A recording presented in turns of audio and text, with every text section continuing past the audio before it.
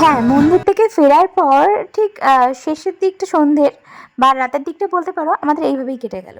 তারপর ডিনারে দেখতেই পাচ্ছ একদম গরম, গরম ছিল মাটন বিরিয়ানি, তার সাথে আবার চিকেন চাপ। আর বিরিয়ানির সাথে স্যালাডটা কিন্তু মাস্ট থাকতেই হবে।